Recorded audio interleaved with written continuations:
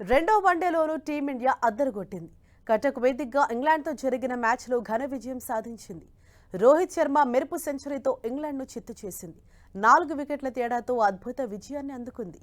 ఈ విజయంతో 3 వన్డే మ్యాచ్ల సిరీస్ను టీమిండియా మరో మ్యాచ్ మిగిలి ఉండగానే 2-0 తేడాతో కైవసం చేసుకుంది. మొదట బ్యాటింగ్ చేసిన ఇంగ్లాండ్ భారీ స్కోరు చేసింది.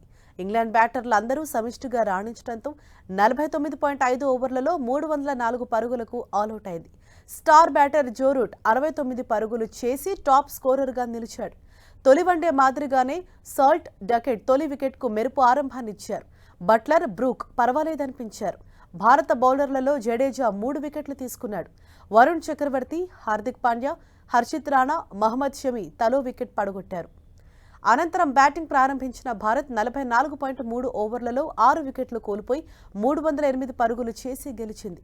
305 పరుగుల లక్ష్యంతో బరిలోకి దిగిన భారత్కు ఓపెనర్లు గిల్, రోహిత్ శర్మ అదిరిపోయి ఆరంభం ఇచ్చారు.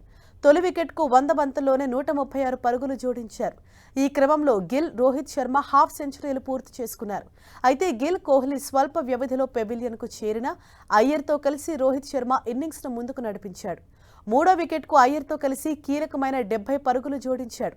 ఈ క్రమంలో 76 బంతుల్లో రోహిత్ తన సెంచరీ పూర్తి చేసుకున్నాడు. చివరిలో రోహిత్, అయ్యర్, రాహుల్, హార్దిక్ పాండ్యా అవుటైనా అక్షర్ పటేల్, జడేజా మ్యాచ్ను ఫినిష్ చేశారు.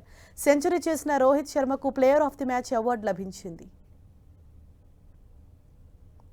కటక్ వన్డేలో ఇండియా గ్రాండ్ విక్టరీ కొట్టింది. 304 పరుగుల లక్ష్యాన్ని మరో 33 బంతులు మిగిలి ఉండగానే సాధించింది. బౌలింగ్లో కొంత తడబడిన భారత్ భారీ లక్ష్యాన్ని సునాయాసంగా ఛేదించింది. సెంచరీతో రోహిత్ శర్మ చెలరేగిపోయాడు. 76 బంతుల్లోనే సెంచరీ సాధించిన రోహిత్ శర్మ 90 బంతుల్లో 119 పరుగులు చేసి అవుట్ అయ్యాడు.